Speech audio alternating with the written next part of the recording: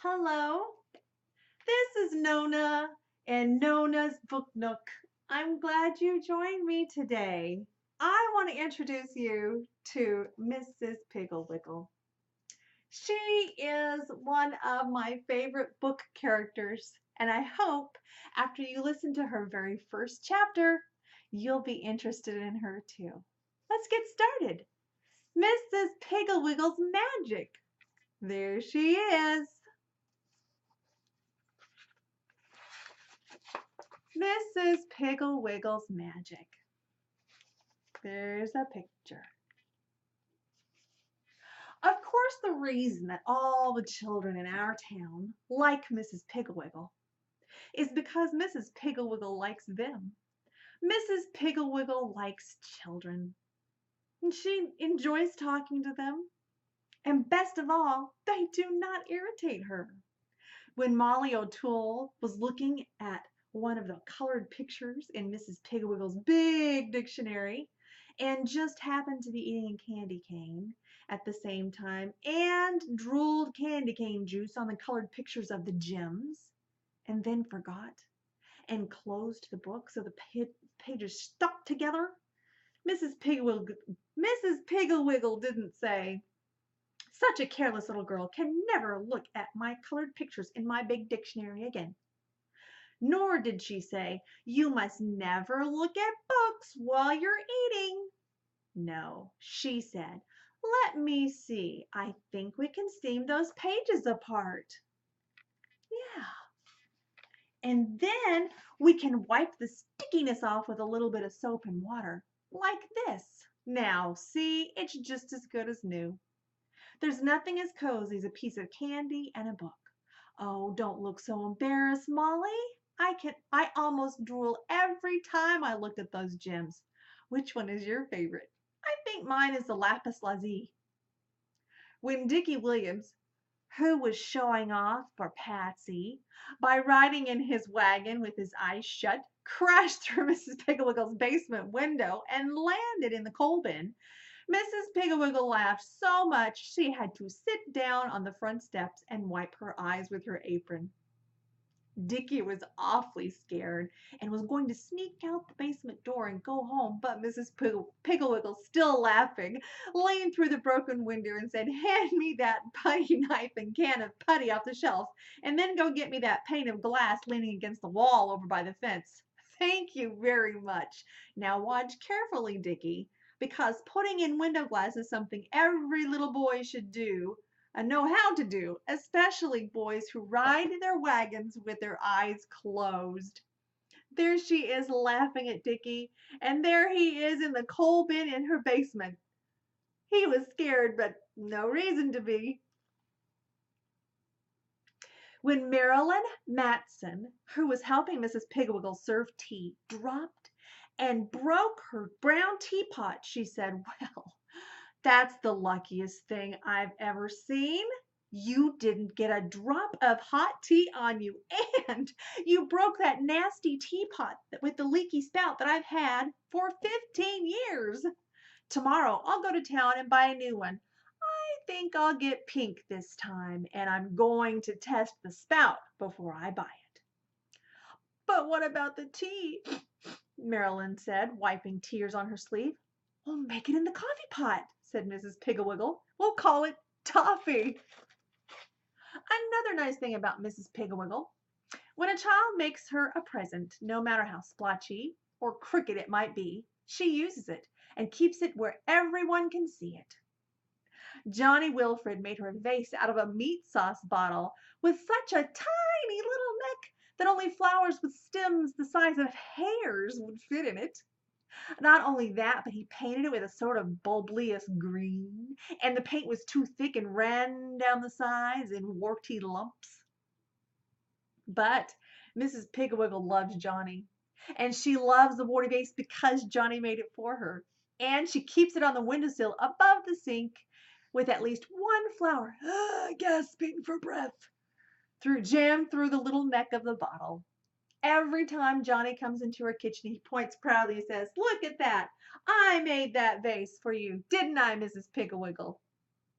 when Susan Gray came staggering over with a plate of her very first cookies, the very first she'd ever made, Mrs. Piggle Wiggle didn't take one look and say, "Oh, no, thank you." She said, "Why, Susan Gray, you smart girl, 8 years old and already making cookies. You're going to make someone a very fine wife." "Yeah, somebody with good teeth," said Hubert Prentice, who had taken one of the gray lumps and had found that trying to eat it was like trying to bite a stone. Mrs. Pigwiggle took the cookie away from him and said, "Oh, Hubert, these are special cookies. You dip them in tea and then take a bite." She hurried to the kitchen and made some tea, and then she and Molly and Hubert and Susan sat on the kitchen table and drank tea and gnawed at the stony cookies, which, in addition to being hard as rocks, tasted like glue because Susan had added gravy coloring instead of vanilla. When Molly and Hubert made gagging motions at each other, Mrs. Pigwiggle slipped them some ginger cookies underneath the table, and Susan was so proud and so happy she didn't even notice. Julie Ward knitted Mrs. Pigwiggle a scarf that was about 10 yards long and 2 inches wide. And when Mrs. Pigwiggle opened the box, she didn't say, "My, Julie, you must have had a giraffe in mind when you made this scarf." Instead, she said, "You know, Julie, this is much too pretty to wear as a scarf and keep tucked inside my coat. I'm going to wear it as a sash." She took the long, dirty blue, wormy-looking scarf and wrapped it around and around and around her waist and looped the ends over, and it did look nice from a distance. Julie was so proud.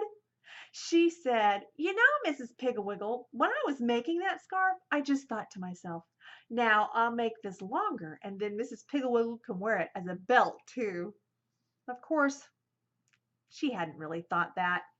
What actually happened was that she was knitting on the scarf every afternoon when she listened to the radio, and she just forgot to stop. Another wonderful trait about Mrs. Pigwiggle is the interested way she listens to dreams. Now, every child in the world loves to tell their dreams, but sometimes it doesn't seem quite long enough or interestingly enough. So sometimes children work in old movies they've seen or stories their dads have read them just the night before. And dream telling is an innocent pastime and a very good thing for imagination, but unfortunately, dream telling usually occurs at breakfast, a time when daddies and mothers are slightly irritable and always in a hurry and in no mood for long, drawn-out stories of, "And then I was riding this elephant, and 2 Indians came up and tried to shoot me, but then I turned into a walnut and dropped onto the ground, and then this." About this time, mother says, "Just let the dream go and eat your cereal." Or brother or sister will say, "Oh, you're just making that up." Anyway, it's my turn. Now, I was dreaming. Mrs. Pigwiggle not only listens to dreams, she asks about them. Right after school, when the children come over to dig for treasure in her backyard. Oh, Mr. Piggle was a pirate, and when he died, she buried his treasure in the backyard. Or to have tea or play dolls, she'll say, "Anybody have any good dreams last night?" And they're off. Once Molly O'Toole dreamed she was a raisin and was eaten by a rat. Johnny Green dreamed that he was a pirate and lived in a whale. Hubert Prentice dreamed that he was an icicle and could freeze anyone he touched. Susan Gray dreamed that her dolls all came alive. And Larry Gray dreamed that he was a cowboy and had a white horse. Mary Lou Robertson dreamed that her covers were frosting and woke up with her mouth full of blanket. Kitty Wheeling dreamed that she was a movie star and had a real fur coat. Patsy said that she dreamed that she was an electric toaster, and everybody said she was making it up. And Patsy cried, and Mrs. Piggle said that she would help Patsy with her dreams. Some of the children's dreams were so long and dull and full of ums that Mrs. Piggle finished them off for them and said, "That was the way it was, wasn't it, Bobby?" Which was to their relief. So you can see that loving children the way she does, Mrs. Piggle just naturally understands them even when they're being difficult. Which is, of course, why all the mothers in our town call Mrs. Piggle whenever they have trouble with their children. Mrs. Piggle always knows what to do. And she has this big cupboard full of magic powders and pills and appliances to help cure children's bad habits. The end. First chapter, Miss Piggle's Magic. Visit again. We'll read more about her. Bye.